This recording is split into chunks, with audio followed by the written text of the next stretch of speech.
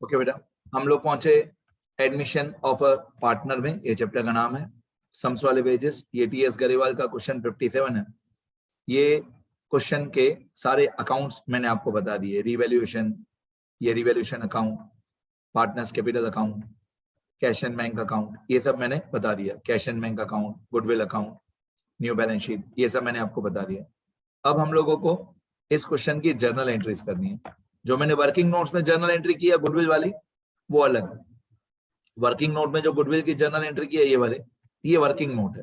ये journal entry की board exam में कोई मार्क्स नहीं है, ठीक है। ये जर्नल एंट्री अलग। अब मेन आंसर की जर्नल एंट्री अलग, ठीक है। अब मैं शुरू से लेकर आपको रूल्स के साथ बताता हूँ कि जर्नल एंट्री किस तरीके से करते हैं।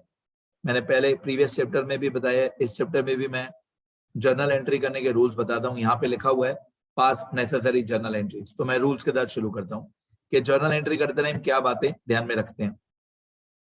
ये सारे रूल्स आपको थियरी वाले पेजेस में लिखने हैं। मैं एक बार फिर से रूल्स बोलता हूँ, सुनना ध्यान से।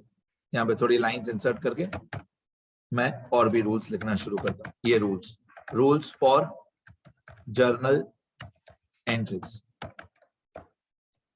Rules for journal entries. इसमें पहला रूल ये कि जर्नल एंट्रीज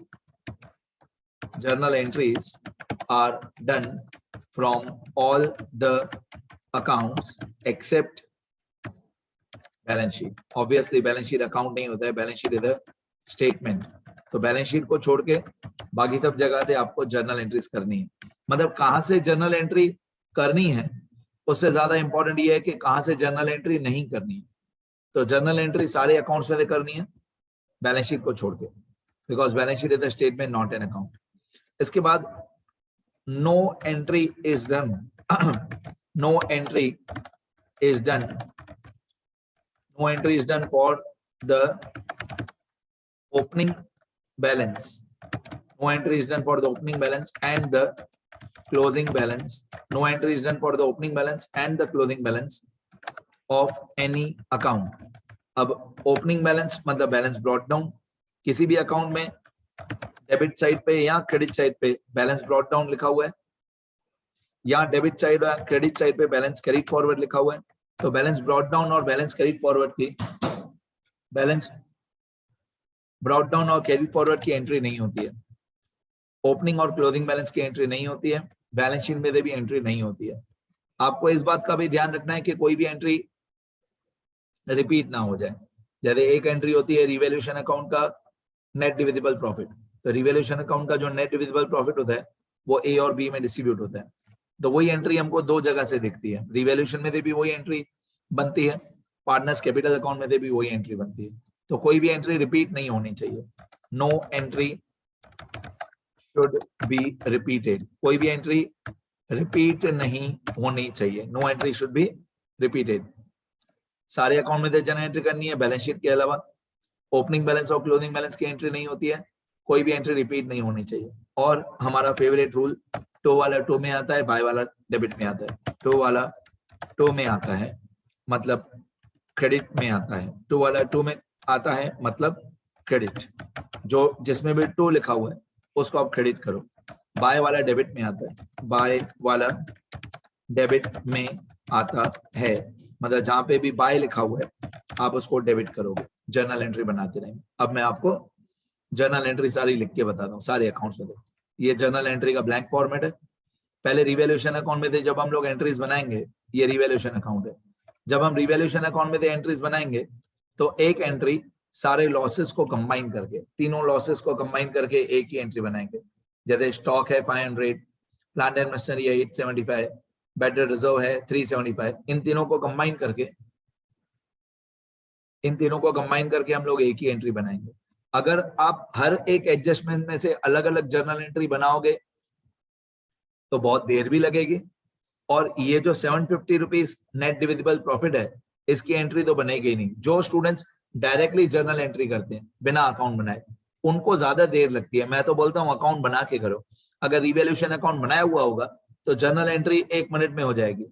पहली एंट्री देते, फॉर एग्जाम्पल पहली एंट्री रिवैल्यूएशन अकाउंट डेबिट होगा। पहली एंट्री में ये रिवैल्यूएशन अकाउंट डेबिट होगा। रिवैल्यूएशन अकाउंट डेबिट पहली एंट्री में रिवैल्यूएशन अकाउंट डेबिट होगा,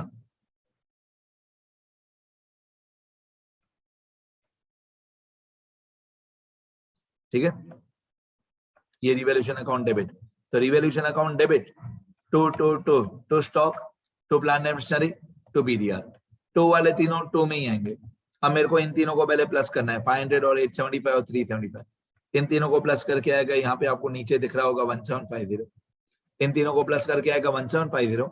तो हमारी पहली एंट्री बनती है revaluation account debit 1750 to stock, to plant and machinery, to BDR. S, P और बी, एस पी बी मैं यहाँ पे लिख देता हूँ, एस पी बी। तो हमारी पहली एंट्री होगी revaluation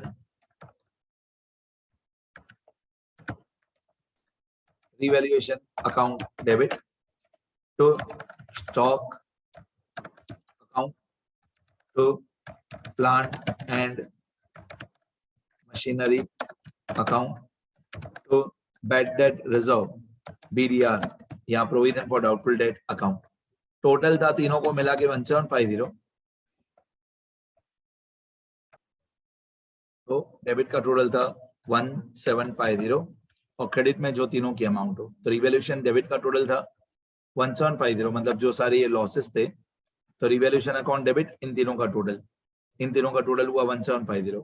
to stock, to plant and machinery, to BDR 500, 875 और 375।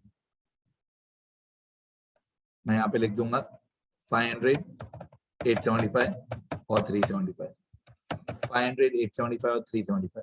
अब जर्नल एंट्री की narration, being the combined entry for all losses, जितने भी रिवैल्यूएशन के लॉसेस थे उनकी हमने कंबाइन करके एक ही एंट्री कर दिया।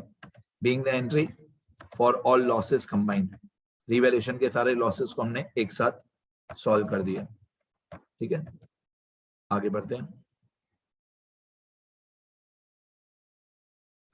नेक्स्ट, सेकंड नंबर एंट्री में हम लोग रिवैल्यूएशन के सारे प्रॉफिट्स को कंबाइन कर देंगे। अब प्रॉफिट्स में एक ही दिया हुआ है नाम बिल्डिंग 2500, तो जितने भी यहाँ पे प्रॉफिट्स हो उनको हम कंबाइन कर देंगे।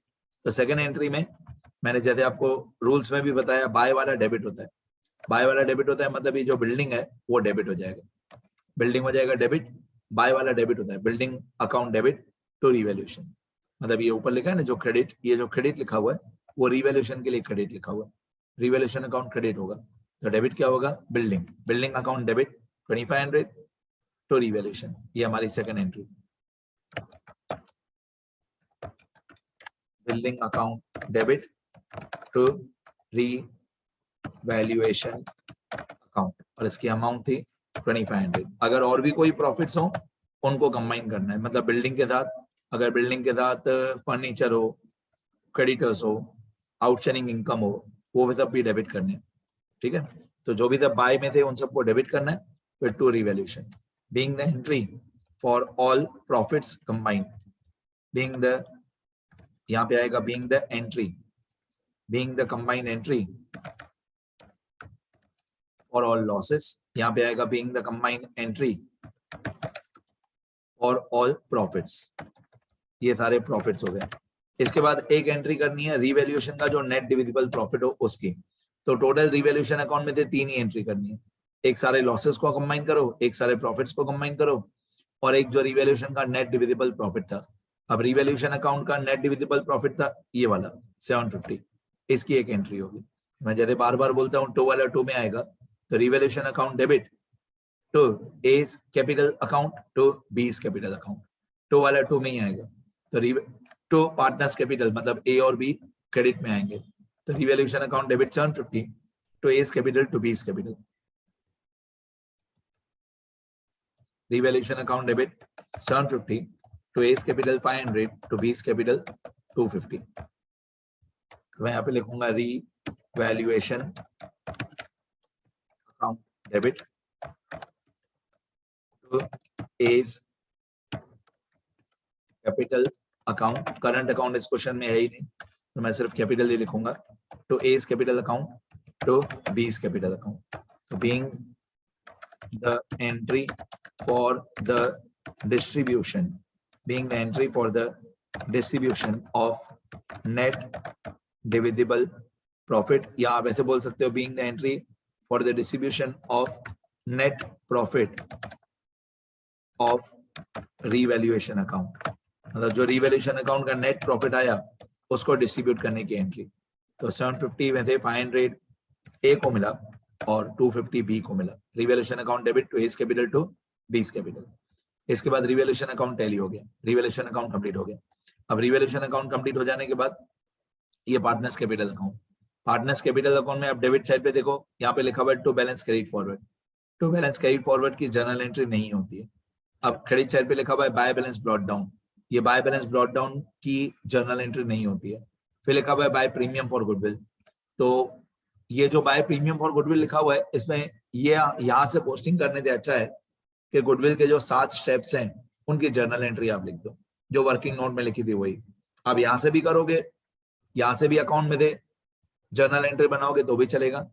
गुडविल की जर्नल एंट्री वाले जो 7 स्टेप हैं, जो मैं बार बार हर क्वेश्चन में बोलते रहता हूँ, वही लिख दोगे तो चलेगा, यहाँ से भी चलेगा। ठीक है, मैं स्टेप बाय स्टेप जाता हूँ। तो गुडविल की जर्नल एंट्री के जो 7 स्टेप थे वो शुरू करते हैं। पहला स्टेप था ओल्ड गुडविल राइट ऑफ, उसकी एंट्री नहीं थी तो नो एंट्री, वो नो एंट्री यहाँ पे लिखने की जरूरत नहीं। पहला स्टेप था ओल्ड गुडविल राइट ऑफ, वो इस क्वेश्चन में ओल्ड गुडविल था ही नहीं। दूसरा स्टेप था कि नया पार्टनर गुडविल का कितना पैसा कैश में लेके आया, तो जो नया पार्टनर है वो 3000 रुपीज लेके आया, ये वाला 3000। नया पार्टनर 3000 रुपीज गुडविल का पैसा कैश में लेके आया था, तो cash account debit 3000 to premium for goodwill 3000, ये हमारा स्टेप 2 था। ठीक है, तो इसकी एक एंट्री करता हूं मैं, कैश अकाउंट डेबिट 3000, कैश और bank, you can say cash और bank account debit 3000 to premium for goodwill account 3000, cash account debit 3000 या कैश और bank account debit 3000 to premium for goodwill 3000, being share of goodwill brought in cash by new partner, नया partner 3000 rupees goodwill का पैसा cash में लेके आया। अब ये जो नया पार्टनर गुडविल का पैसा कैश में लेके आया 3000, ये हम डिस्ट्रीब्यूट करते हैं सेक्रीफाइसिंग पार्टनर्स में। तो premium for goodwill account debit तो सेक्रीफाइसिंग पार्टनर्स है ए और बी, और जो 3000 रुपए 3000 नया पार्टनर लेके आया उसको हम लोग ए और बी में डिस्ट्रीब्यूट कर देंगे सेक्रीफाइस रेशियो में। इस क्वेश्चन में सेक्रीफाइस रेशियो 2:1 ही था, जो ओल्ड रेशियो था, क्योंकि ये क्वेश्चन केस 1 है। तो 3000 का 2/3 और 1/3, 2000 और 1000। तो being the goodwill brought by new partner distributed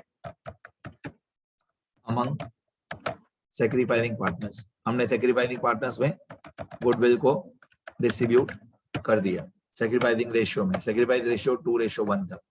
तो ये कौन सी एंट्री की पोस्टिंग, मतलब पोस्टिंग में जर्नल एंट्री हो गई, ये वाली entry, premium for goodwill account debit to S capital to B's capital 2000 1000, और यहाँ पे भी लिखा हुआ होगा, यहाँ पे लिखा हुआ होगा बाय प्रीमियम फॉर गुडविल। आप इसमें दे अकाउंट में दे जर्नल एंट्री बनाओगे तो भी यही आएगी। प्रीमियम फॉर गुडविल जो यहाँ पे बाय में लिखा हुआ है, तो प्रीमियम फॉर गुडविल हो जाएगा डेबिट और ए और बी का कैपिटल हो जाएगा क्रेडिट। ठीक है, स्टेप 2 हो गया। स्टेप 3 हो गया, गुडविल की जर्नल एंट्रीज बता रहा हूँ बेसिकली मैं, जो वर्किंग नोट्स में बताई थी वही। ये हमारा स्टेप 1 था, जो नया पार्ट स्टेप 1 नो एंट्री था। स्टेप 1 था नो एंट्री, फिर नया पार्टनर गुडविल का पैसा कैश में लेके आया। नया पार्टनर गुडविल का पैसा कैश में लेके आया, मतलब स्टेप 2। ठीक है, फिर यही हमने सैक्रिफाइसिंग पार्टनर्स में डिस्ट्रीब्यूट कर दिया, यही हम लोगों ने सैक्रिफाइसिंग पार्टनर्स में डिस्ट्रीब्यूट कर दिया। Premium for goodwill account debit to sacrificing partners, step 3। फिर स्टेप 4 जो था, कि स्टेप 4 तभी होता है जब सैक्रिफाइसिंग पार्टनर्स गुडविल का पैसा विड्रॉ करें। तो विड्रॉ तो इस सम में था नहीं, स्टेप 4 नहीं था। स्टेप 5 भी इस क्वेश्चन में नहीं था। इस क्वेश्चन में स्टेप 5 भी नहीं था कि अगर नया पार्टनर गुडविल का पैसा कैश में नहीं लेके आए, तो वो भी नहीं था। फिर स्टेप 6 है इस क्वेश्चन में, नया पार्टनर कितना कैपिटल लेके आया। तो नया पार्टनर कैपिटल लेके आया था ये वाला 7500, ये 7500। तो cash account debit 7500 to seize capital. Cash account debit 7500 to seize capital 7500. ठीक है, आप बैंक भी लिख सकते हो, चलेगा। ये हमारा स्टेप 6 होता है। और आप अकाउंट में भी जनरल एंट्री बनाओगे तो भी यही आएगा, cash and bank account debit. ये हमारा कौन सा स्टेप हुआ? 6। Cash and bank account debit, cash and bank account debit to जो नया पार्टनर है C's to C's capital account. Cash and bank account debit to C's capital account. कितना पैसा लेके आया? 7500। तो cash and bank account debit to C's capital 7500, being the capital brought by new partner, being the capital brought by new partner। नया partner इतना पैसा, capital का पैसा कैश में लेके आया 7500। स्टेप 7 इस क्वेश्चन में नहीं था। स्टेप 7 कभी कभी आता है, रेयरली, जब कभी सेक्रीफाइस का आंसर माइनस में आए। अगर कभी सेक्रीफाइस का आंसर माइनस में आता है तो स्टेप 7 होता है। ठीक है, इस क्वेश्चन में स्टेप 7 नहीं था, मैंने लिख दिया नो एंट्री। तो गुडविल की एंट्रीज भी सारी मैंने कर दी। ठीक है, मैंने साथ साथ में बैकग्राउंड कलर चेंज कर दिया कि इसकी एंट्री हो गई हमारी। अब देखते जाओ, यहाँ पे जो लिखा हुआ है बैलेंस ब्रॉट डाउन, ये वाला बैलेंस ब्रॉट डाउन, इसकी जर्नल एंट्री नहीं होती है। प्रीमियम फॉर गुडविल की एंट्री मैंने कर दी। ये 7500 जो नया पार्टनर लेके आया था, इसकी एंट्री भी मैंने कर दी। ये प्रॉफिट है 500 और 250। ये जो 500 और 250 रिवैल्यूएशन का प्रॉफिट है, इसकी एंट्री हम ऑलरेडी कर चुके हैं। यही मैंने रूल्स में बताया कि कोई भी एंट्री रिपीट नहीं करना। ये जो 500 और 250 वाली एंट्री है, ये हम रिवैल्यूएशन अकाउंट में से कर चुके हैं। यहाँ से 500 और 250 वाली एंट्री, तो ये एंट्री आप यहाँ से बनाओगे, पार्टनर्स कैपिटल अकाउंट में से यहाँ से बनाओगे तो भी एंट्री वही बनेगी। बाय वाला डेबिट होता है, बाय वाला डेबिट होता है, मतलब रिवैल्यूएशन अकाउंट हो जाएगा debit to S capital to B's capital 500 और 250। आप रिवैल्यूएशन अकाउंट में से एंट्री बनाओगे ये वाली, तो भी सेम एंट्री बनेगी, revaluation account debit to S capital to B's capital. ऊपर से भी वही एंट्री बनेगी, नीचे से भी वही एंट्री बनेगी, revaluation account debit to S capital to B's capital. तो ये जर्नल एंट्री हमारी हो चुकी है, रिपीट नहीं करना। ठीक है, और डेबिट साइड पे लिखा हुआ है balance carried forward. Balance carried forward की जर्नल एंट्री नहीं होती है। इसके बाद है कैश अकाउंट। कैश अकाउंट में 3000 की एंट्री हमने कर दी, 7500 की एंट्री हमने कर दी, 600 बैलेंस ब्रॉट डाउन की एंट्री नहीं होती है, 11100 बैलेंस कैरिड फॉरवर्ड उसकी एंट्री नहीं होती है। ये गुडविल वाली एंट्रीज दोनों 3000, 2000, 1000 ये हमने एंट्रीज कर दी है। इसके बाद है new balance sheet. New balance sheet में कोई भी जर्नल एंट्री नहीं होती है, बैलेंस शीट में जर्नल एंट्री नहीं होती है। दैट मीन्स हमारी सारी जर्नल एंट्रीज कंप्लीट हो गई। ठीक है, हमारी सारी जर्नल एंट्री कंप्लीट हो गई। अब इसके बाद सिर्फ एक लास्ट में ग्रैंड टोटल करना है। यहाँ पे मैं सिर्फ एक लास्ट में टोटल कर दूंगा, देखते जाओ। इक्वल टू सम, ये डेबिट वाले जो हैं, डेबिट वालों का टोटल एक है 1750, 2500, 750, 3000, 3000, 7500, बस यहाँ तक का डेबिट का टोटल है 18500, क्रेडिट का टोटल भी 18500। ये जर्नल एंट्रीज थी रूल्स के तहत। तो ये जो रूल्स हैं, जर्नल एंट्री के जो रूल्स हैं, ये थियरी वाले पेजेस में लिखना, ये रूल्स। ठीक है, और ये जो जर्नल एंट्रीज हैं ये वाली, ये सम्स वाले पेजेस में, क्वेश्चन नंबर 57। ठीक है, तो सारे अकाउंट में जर्नल एंट्री करना, बैलेंस शीट को छोड़ के। मैं एक बार स्क्रॉल कर देता हूं।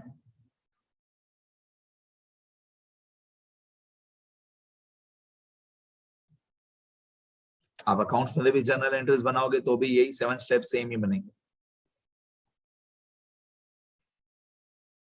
चलो लिखना शुरू करो बेटा,